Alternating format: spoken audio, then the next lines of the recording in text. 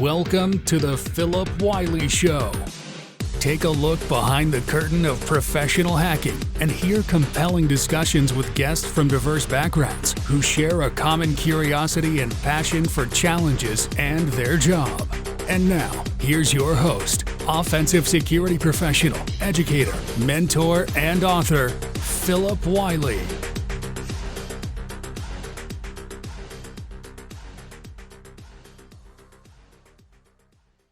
Hello and welcome to another episode of the Phillip Wylie Show. Today I'm very excited to have my friend Dirce Hernandez joining. We've known each other for several years and we run into each other at conferences. And so he's got a really interesting background and he likes to help other people. So those are kind of the best folks to have because, you know, one of my main missions here is to help people get started in cybersecurity. And so he's got a lot of great information and story and advice to share. So welcome. Thank you, Phillip. Appreciate the opportunity to be here with you. That's great to have you on here because I know you like to help other folks and you've got a couple of conferences coming up. Am I correct? Yes, I'll be speaking at B-Sites, RGV, Rio Grande Valley, which is, you know, the area where I'm originally from. And that's happening this Saturday. It's an all-day event. And then we're doing B-Site San Antonio. You'll be there as well in June. So looking forward to that and just trying to, you know, make the case for good talks at the conferences.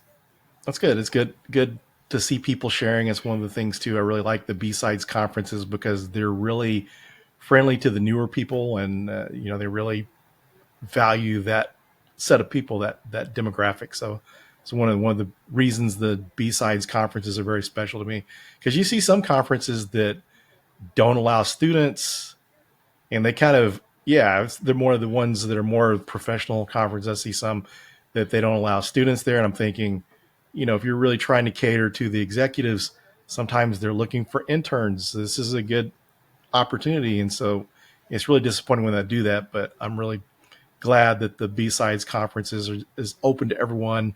You know, they don't discriminate, and you know, they're there just as much for the beginner as they are the experienced professional. Definitely. I mean, they have the tracks to state that, right? I mean, they have the beginner track, and then they have in the clouds, and then they have other track that are more advanced, right? So it's basically, you know, pick your own adventure and learn as much as you can in the world of cybersecurity. So before we get too far into the conversation, why don't you share your hacker origin story, kind of how you got started in cybersecurity and what you're doing now? Definitely. So I always been interested in computers growing up since I was a little kid. Originally from South Texas, you know, first generation college graduate.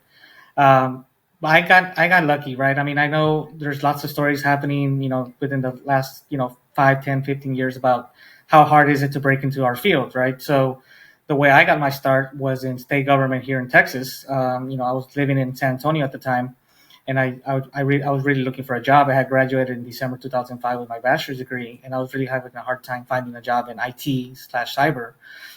So I applied to some jobs in Austin with state government, state level, you know, affiliations of working. And I couldn't really find any cyber security jobs, information security jobs. So I ended up applying for a GIS analyst. So the geographical information systems folks that are actually looking at some of the systems that handle our streets, our roads, and, you know, TxDOT, right? TxDOT was the organization that I started my career with. And I interviewed with them, and the hiring manager felt like it might not be the best fit, but he said, but I have a partner and a fellow manager in the department that runs InfoSec, and he's looking for someone. So he shared my resume with him, and he looked at my resume. We set up an interview, and the rest was history. And I started my information security career there. You know, basically run the gamut, 17 years going in information security, cybersecurity. Started in state government there at TxDOT. Was there for 3 years. Went back home to the RGV, Brownsville, Texas. So I did security work at the University of Texas at Brownsville. So it's a higher ed, but it's still considered a state agency. So I was doing the public side of the house, the first quarter of my career. And then as I started kind of venturing into other areas like healthcare, and then, you know, MSSP, I worked for MSSP for a year. And then the last 8-9 years of my career has been financial services, the private sector, right? Wells Fargo, USAA, and then currently the company that I'm currently with right now, which is Northwestern Mutual Insurance Company, FI, and really good organizations to work for that love cybersecurity, and obviously looking for always to better their security postures for in my modality as much as I can provide in all the places that I've been in. Very cool. So you got it's really nice experience across different industries, because some folks are just in one certain area all that time. So especially two major ones like healthcare and financial services. Definitely. And that wasn't the plan, right? I mean, but I'm so happy that I made the move to leave my comfort zone and get out of that, state level government, really laid back jobs, right? Security was there, but there wasn't really that much funding. The teams were not really that big. And the day to day was not as hectic as I've seen in other areas like financial services. But I'm so glad I ventured out of that space because, my world just changed when I started kind of looking at cybersecurity from an enterprise perspective, from a global perspective, companies that are global like a Wells Fargo or working for Dell, which was my employer when I worked at the hospital. I mean, just really changed my mindset and thinking about there's so many different moving pieces, and it just kind of brings you to kind of realize that cybersecurity is a big universe, and you're just kind of like a little speck in it. Yeah, what's kind of interesting too is I'm not really sure about now, but I know at one time, IT or cybersecurity, it really kind of mattered some of the industry experience you had. So if you'd worked in healthcare or financial services, you had kind of a leg up when you're against your competition. If someone had identical experience only in another industry, a lot of times, especially more of your business folks, people that are less technical, seem to really value that industry specific experience. When I'm saying industry experience for the listeners, I'm talking about the type of vertical the company works in: financial, healthcare, vendors, manufacturing. Those different. Sometimes it matters to work in those areas because they know you've worked in those areas and you have a little bit of understanding about how the business works. Yeah, definitely. And I mean, right now with everything that's happening in the world of cybersecurity and jobs, right? I mean, there's a big paradigm, right? There's you hear the stats, right? There's like 1 million jobs in cybersecurity, but yet it's really hard to break into the field. So what is it, right? Is it one or the other? And what I've seen, and I mean, I've been through I was actually, looking for roles within the last year and a half when I just joined this organization. It did give me a leg up that I have financial services experience, right? Obviously, certifications play into it. The amount of work, the amount of things that you've seen play into it. But that was my background, and I already had some background in it, so I can understand how difficult it could be with someone that doesn't have the background, that specific vertical, and find a way to still make the case to say, hey, I might not have the experience in this vertical, but I can still do the job. Because the way I see it, cybersecurity is going to be the same across the board. I mean, it changes from resourcing, it changes from to the crown jewels, right? What needs to be protected, but everything that we learn in this field is kind of the same thing. It just kind of has different ways of manifesting itself. It changes. Yeah, well, it's kind of interesting because you've been in the industry, in the field for a long time, 17 years. That's a long time, especially compared to most people. So, what do you think as far as the experience is breaking into cybersecurity? Do you think it's more difficult now than what we had when we were getting in? I think it is, in the sense of, there was really, for example, when I was looking for a job in at TxDOT, for example, when I looked for that job, it was really hard to find an open requisition that aligned to IT, let alone information security. And even being down there in the Rio Grande Valley, which is one of the most impoverished areas in the United States, really there was really no jobs. Like really, what I kept on hearing as I was growing up is literally like the people that have the good jobs in those municipalities and local cities basically stay there their whole lives, and until they pass away, then an opportunity happens for someone else to come in and offset that job, which is insane. Now it's different. And I feel that it's a little bit harder because there's just so many different jobs out there. There's so many different things that people look for. But a lot of things got lost in translation, right? The requirements, right? For example, like we've seen this, right, Phillip? Open level requisition. For some reason, it's an open, entry level job, but they want a CISSP as a requirement. Okay, that's okay. Well, do they understand? Do they even know what a CISSP is? Do they even know the requirements of a CISSP, right? So, so that's how I see it differently, being harder, right? Because there's so much red tape, and I consider that red tape. that affects the entry level folks that are trying to get in there and get those jobs. And unfortunately being, just that gatekeeping, right? I mean, it's happened to me. I applied to somewhere, right? And I get like an automated email like 20 minutes later. And that true story, that happened to me for a role, maybe like 6 years ago. And I said, there's no way a human being actually looked at my application. This is coming from a system, an automated system, system that said something, that found something and just shot it out, right? Spat it out, say it's not good. I knew someone at the organization. I got them to take a second look, and they basically retracted that email saying that they were going to read it and look at it. And then I got an interview like 3 days later, right? So, but ultimately it's like who right? That connection point. That's why, I think what you're doing here is amazing, because it's a small universe. Even though security, there's so many different organizations, so many different verticals, there's, a small subset of professionals that like to give back, that advocate for security, like yourself. I probably known you like 7-8 years now. When B-Side started in San Antonio, you were probably one of the flagship speakers, and to showcase your book, to showcase the penetration testing works that you were doing. And it's good to understand and have those professionals, advocate and network. That's why I mentioned networking is crucial. And depending on where I am in my career, I have taught cybersecurity, information security for, and you've been a professor as well in Dallas, right? And we have our things, right, with that higher education system, which is still not up to par. And, that's hurts me to say, but you can't really change something until you're actually in there and making the most out of that situation. You're not going to change the educational system. You're not bigger than the system itself. But like I mentioned, there's so many different pieces that make it harder nowadays, because there's just so many different areas. It's kind of like cybersecurity, more patches to fill, right? More things, more vulnerabilities, right? So this is the human level vulnerabilities that happen that might be a little bit different from when we started our careers. Yeah, and I think the difficult thing when you were kind of mentioned, education, that's the thing that's difficult with the colleges, the universities. You take some of these instructors and, they put in hard work, not to take anything away from them.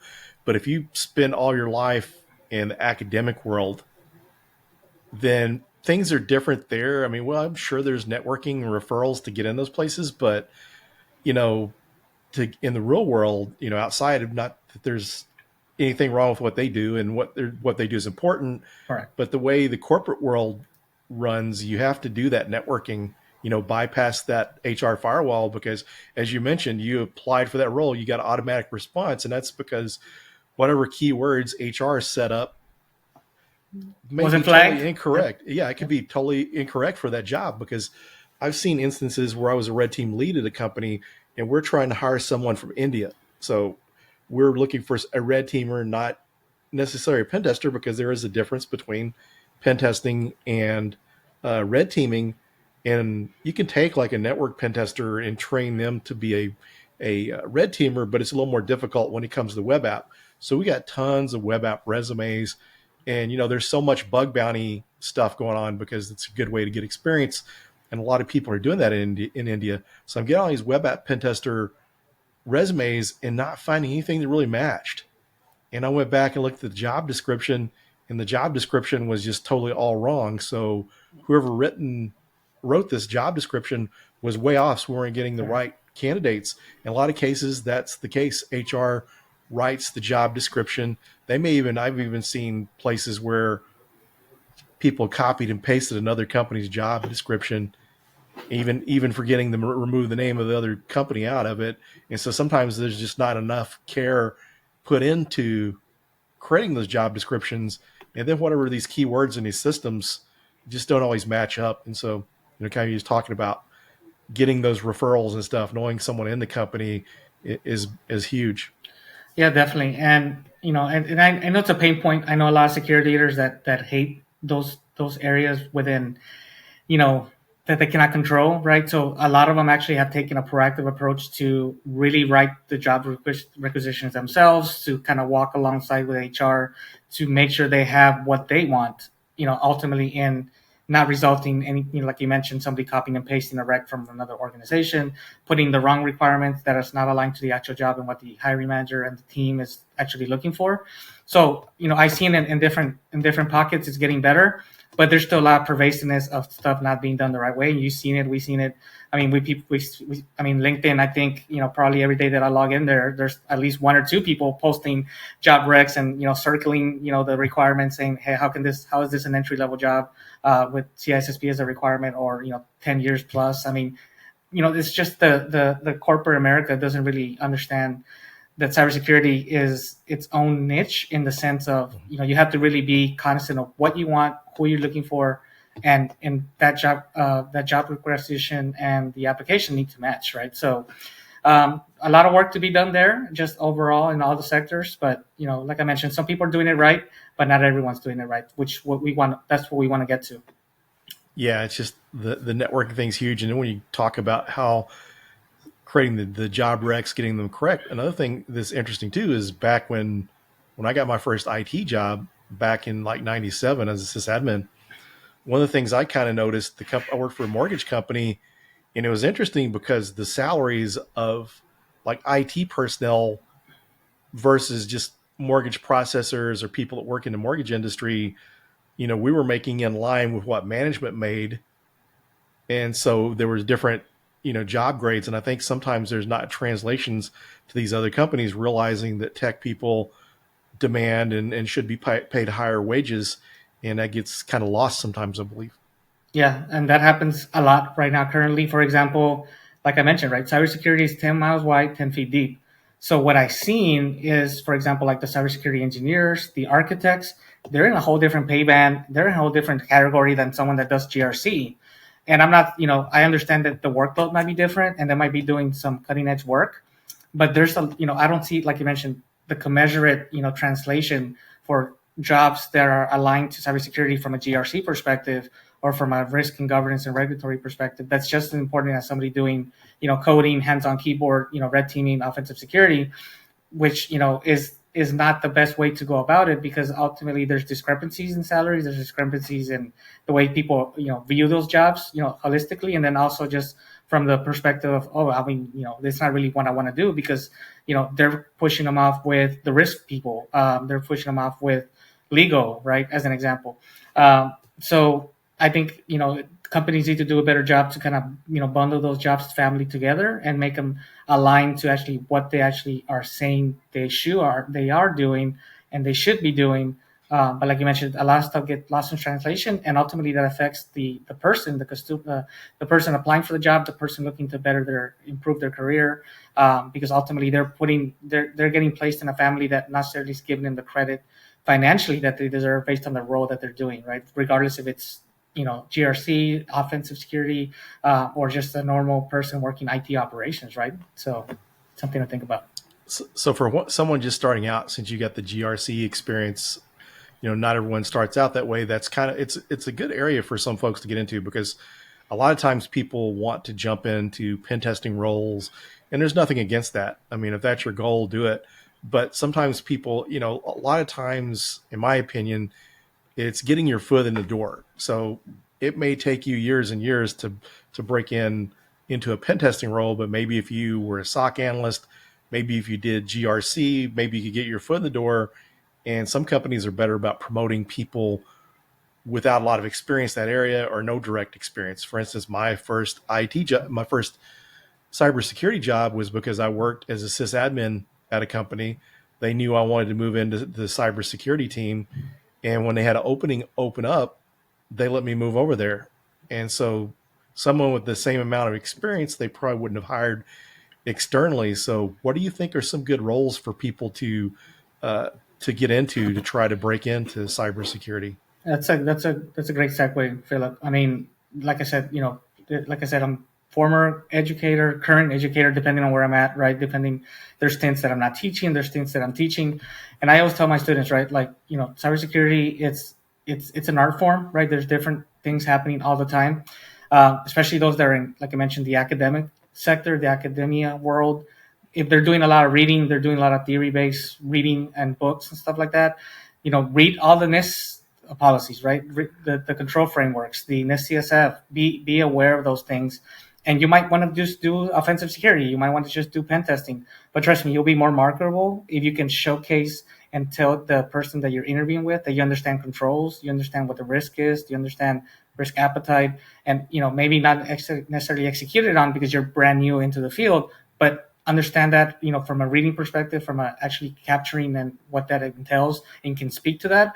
Their eyes will light up, right? It's kind of like a unicorn because you're bringing in the GRC perspective into the bringing, like I mentioned, getting your foot in the door. You might not necessarily start as a pen tester, but you might be working in the team that handles risk oversight for the pen testing team. And eventually, once you're there, once you get your foot in the door, you can make the case to say, I understand everything from the GRC perspective, but my main goal, aspiration career-wise, is to be a pen tester. And you can make those determinations there with that team internally once you're in there. And I've seen that. I've seen people pivot from GRC to getting their foot in the door, and then they go into the offensive side because that's what they want to do. And some people, done it the different way, right? They started maybe on offensive security and eventually pivoted over to GRC, which is what I did because I was an army of one. For the majority, when I started my career, I was the pen test guy, I was the firewall guy, I was the guy, talking to the C-suite, to the leadership. So I did it all, right? So I kind of got, just kind of thrown into the fire and saw these areas and kind of worked those areas. But normally that really doesn't happen. You're going to get put into a specific space, whether you're offensive, defensive, or working in operations, working in security assessments. But there's do the reading. If you can showcase that you understand what's happening in the world of compliance, risk, and governance, you're going to just make yourself more marketable and just more better and able to talk to those things in an interview that might not have anything to do with GRC, but teams in security need to have all that on the back end to make sure that the security is kind of well-rounded, right? So I think that's probably the best advice I can give someone that's going to break into the field.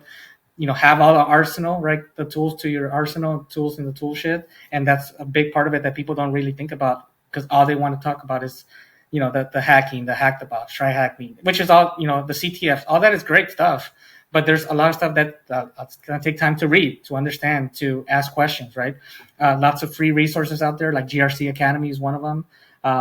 There's all these different resources that are free, kind of like the pen testing resources that we have out there that you've seen and you shared that are free as well. So it's just not all the offensive stuff. I mean, there's always GRC stuff that you can read and acknowledge as well. Yeah, thanks for sharing that resource, that GRC Academy, because that's one of them. Just trying to find resources in that. And, a lot of times it's just like one of my former colleagues at Dallas College, he was encouraging some of the students, if you want to get a job, making good money, go into compliance, if you like writing reports and you're good with this stuff, this is some area that not everyone wants to do, but take advantage of it and get into that role. Because one of the things that people are going to run into is some of these more roles that people consider more popular roles, like offensive security and some of this, everyone wants to do it because it sounds cool and it's hacking. But a lot of times they don't really realize what all goes into it. They may choose something else or how difficult it is to learn. But just you talked about earlier, moving around these different roles. But if you had that GRC experience, if you've worked with some audits and you've kind of audited these controls from a controls perspective, and then you combine that with offensive security skills, then you're going to work better with the audit team. You're going to provide data to them in a way that they need it. And so it's just a win-win. Correct. I mean, and that's happened to me too. Like I stepped into the executive director of the Cyber Threat Operations Center at USAA and basically told me that my predecessor for that role, whenever they would start talking about TTPs and IOCs and engagements and pen tests and everything they had going on, that person didn't really grasp those talking points. And he said that I was the first person in that role in that specific role that to help them out from a compliance perspective that didn't have a glazed look on their face. So that's a good thing. Like it's a win. You kind of have that, level of, saying, okay, he knows what he's talking about. He's done the work. He's been in that, in our team's shoes to a certain extent, right? Doing cyber threat operations from a first line perspective, right? The 3 lines of defense model. And I tell my students all the time the same thing, right? Like you have to really understand and put yourself in other shoes. And there's a reason why there's different areas. There's a reason why you have to kind of work with each other and the teams have to kind of make things happen from, first line, second line, then audit. You mentioned audit, right? So audit's own it's its own animal, right? And I did cybersecurity audit at Wells for a couple years. So not to say that I probably won't ever do that again, because I think once you get your hands-on audit for a little bit, you probably want to think about just maybe doing something else. I think it's one of those areas that is it either for you or not. But I didn't really try the leadership aspect of being an audit leader, right? For example, like a manager or people leader. So maybe, who knows in the future how that would play out, right? But like I mentioned, there's so many different things happening. And I think, universities and academic programs don't grasp that. Like you mentioned, right?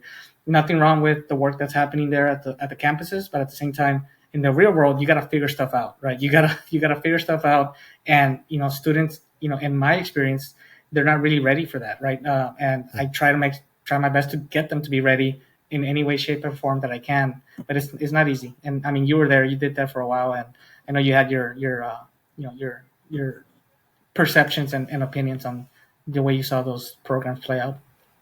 Yeah, just something I'm curious to get your opinion too, because you were talking about communicating with the technical people and you understood what they were talking about, but there's also the communicating with the business folks and management that maybe they don't understand all the details. So how do you deal with management and the board and the soft skills, right? Yep. Yeah.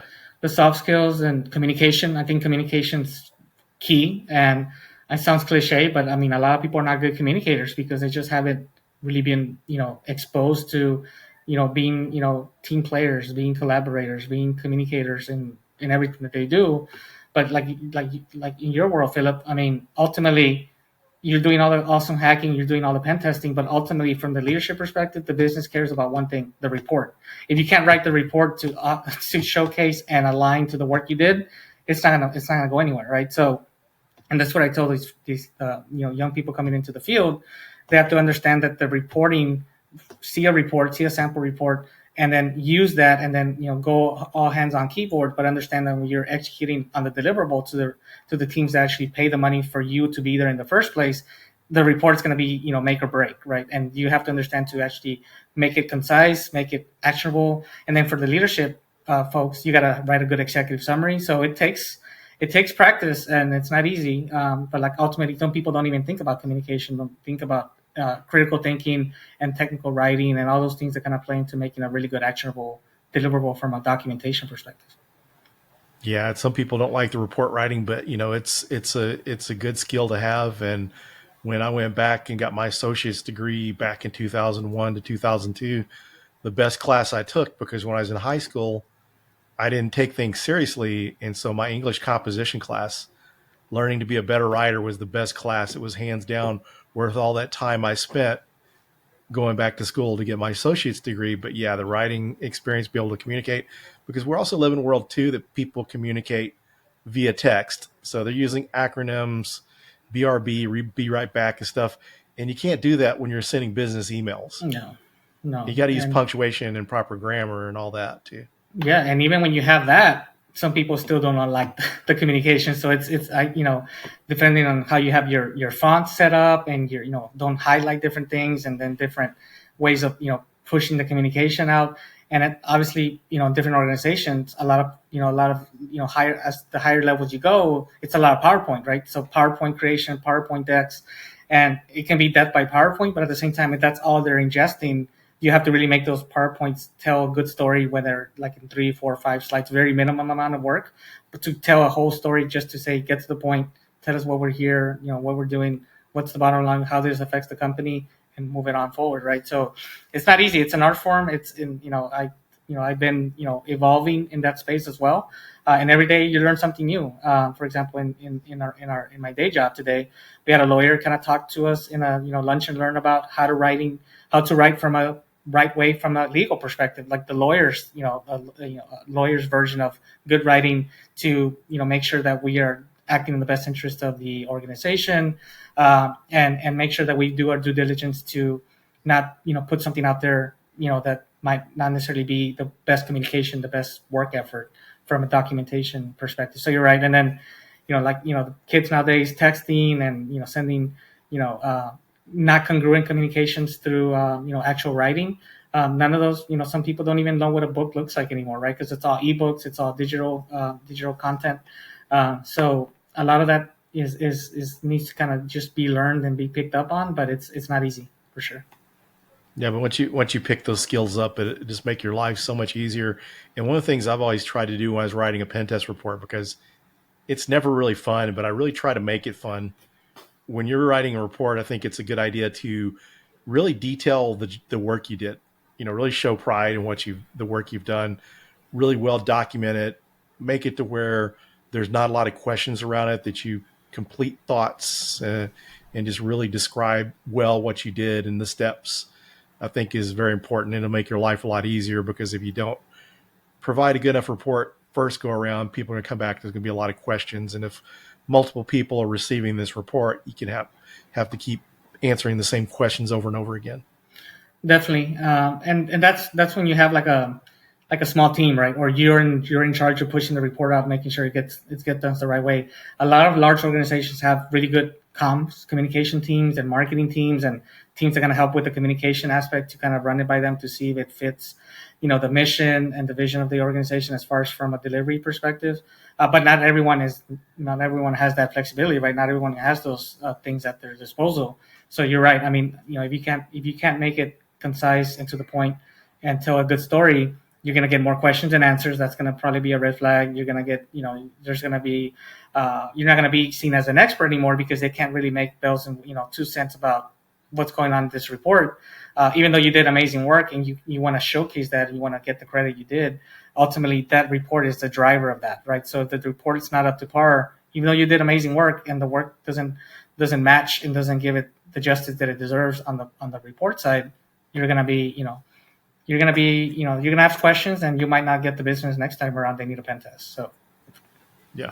And kind of go back over something we were discussing earlier when we were talking about networking. Okay. I really neglected to get into what are some of your recommendations for places for people to network?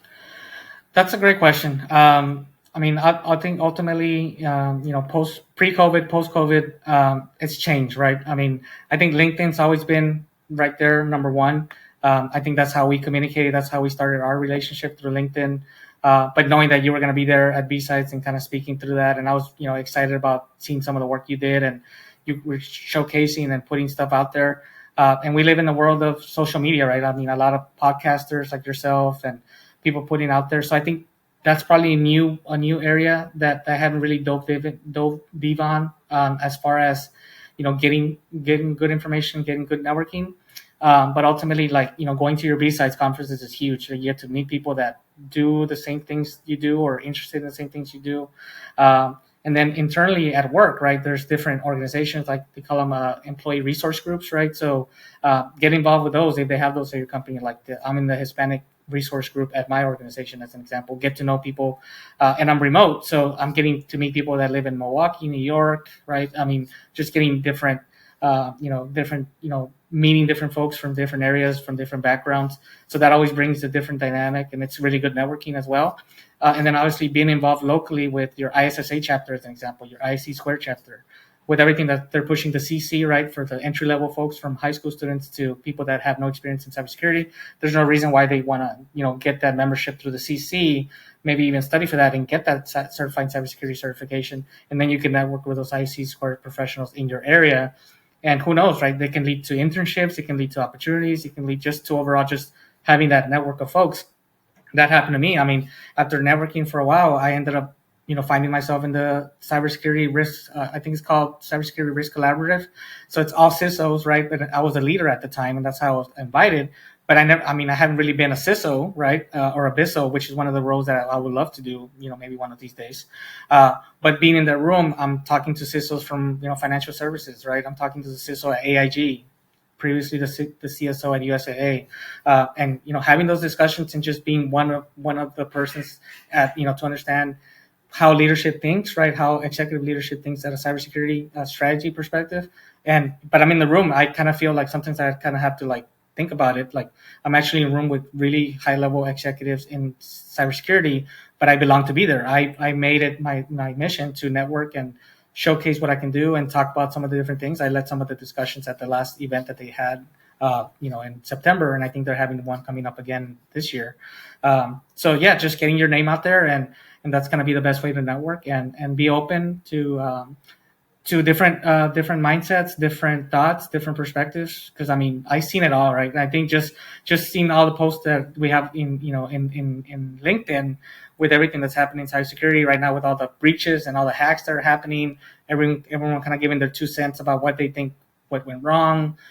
People not really taking accountability. For example, an organization has a breach. It doesn't really affect their stock value, their bottom line. So what's the point? We're fighting a losing battle, and it's hard to see those things, right? But unless you get yourself in those rooms and have those conversations, you're not going to change anything, right? You have to kind of be the advocate of change, and change can be disruptive, but at the same time, it's necessary sometimes to make things happen. Yeah, it's been a great conversation. The good thing about most of these podcasts they're different, but one of the things I like, some of the things we touched on, because, you don't get a lot of times people's input on like GRC and some of the background that you've got. So really good conversation, but we're getting down towards the end of the podcast. Is there anything you'd like to mention that we didn't get to cover? No, I mean, I think we covered a lot of different areas, right? From entry-level jobs in cybersecurity and, some of the resources, and obviously somebody that follows you on LinkedIn, you can follow me on LinkedIn as well. I mean, sharing those things out there, being an advocate for the field, being advocacy and push the level of importance, because cybersecurity is a really big deal. I think more and more organizations, more and more boardrooms are seeing that. And then for the people that really want to work in this field, there's a place for you, right? You kind of have to find your way to get to that place, if that makes sense. But it's kind of the team effort. You got to put in the work, put in the time to actually learn and understand what's happening in the world of cybersecurity. But like I mentioned, this is one of those areas, Phillip, in your podcast, that's going to be one of those just deliverables for that purpose, and that for that people to start thinking about thinking of outside the box and being better for that at the end of the day. Yeah, thanks again for joining. Like I said, it's a great conversation, and I look forward to seeing you soon at B-Sides San Antonio. And this episode will go out a ways before then, so if anyone's there or at B-Sides Rio Grande Valley, need to come check you out, and I'll be sharing your LinkedIn profile in the show notes so people can easily reach out to you if they've got any questions or comments about your episode. Sounds good. Really appreciate it, Phillip, and keep on doing what you're doing, because it's amazing work, and we really appreciate. I think I speak for the cybersecurity community that you do a lot of amazing work, and I mean, obviously you got a big award for it last year, right? So it shows that you're doing great work, and people are taking that into account for sure. Thank you. But definitely folks like yourself contributing, sharing their stories are a big help, because not everyone's story always resonates with someone. And the way I look at it too, if I create one podcast episode that only reaches one person, then that's good. At least it reaches one person that may have not been reached, but all the different stories, people's backgrounds, be geographical, whatever, even where the prior work that they did sometimes resonates with people and encourages them. So I appreciate your time joining today and sharing your story and wisdom. Sounds good. Thank you, sir. Appreciate it. Thanks everyone for joining, and we'll see you on the next episode. Thank you for listening to the Phillip Wylie Show. Make sure you subscribe so you don't miss any future episodes. In the meantime, to learn more about Phillip, go to thehackermaker.com and connect with him on LinkedIn and Twitter @Phillip Wylie. Until next time.